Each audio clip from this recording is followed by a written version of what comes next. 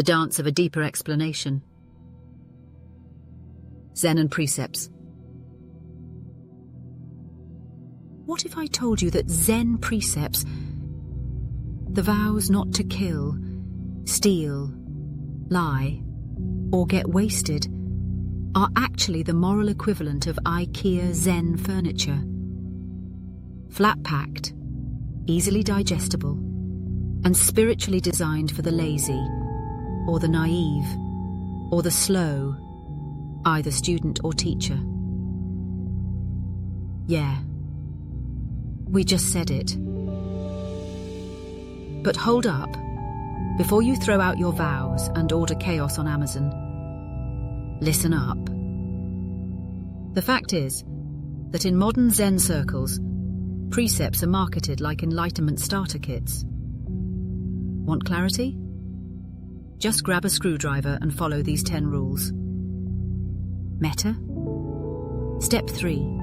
Insert peg A into ethical groove B. But here's the reality.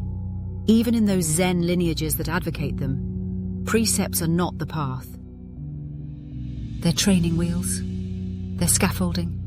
They're temporary illusions made to be inevitably burned down. And Zen? Zen lights the match. This isn't about being edgy or rebellious. Zen doesn't ultimately reject precepts because it loves mischief. It rejects formulas because it loves reality. And reality doesn't come with a 10-step program or laminated checklist. The whole point of Zen is to break every mental habit that thinks, if I just do X, I'll reach Y.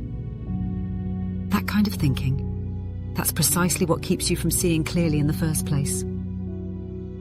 Here's where the notion of precepts gets uncomfortable. The idea that ethical behavior generates spiritual clarity? That's spiritual superstition. And clinging to it turns precepts into a kind of metaphysical accounting system. Behave well, earn merit, achieve awakening. But Zen doesn't work like karma coupons. Awakening happens when the whole system collapses, including your ideas of good and bad. Don't misunderstand. This isn't a loophole for sociopaths. The awakened mind doesn't lie, steal, or kill, not because it follows a rule book, but because in the deepest view, there's no separate other to lie to, nothing to steal, no one to harm. It acts ethically because it sees clearly, not because it's checking boxes. Bodhidharma didn't hand Huike a spreadsheet of moral dos and don'ts. Joshu didn't blurt out moo because he was worried about spiritual HR violations. They acted from the center of clarity, not code compliance.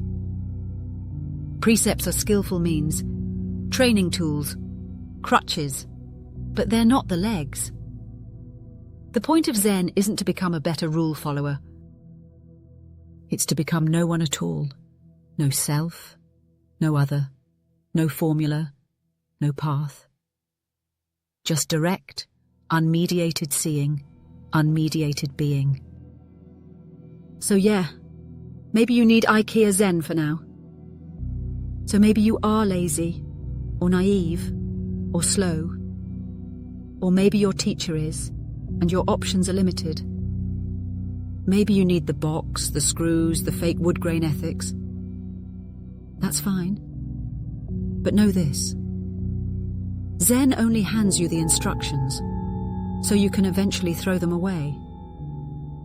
And when you do, you don't get a better chair. You realize that there was never a you to sit, or a chair to sit in.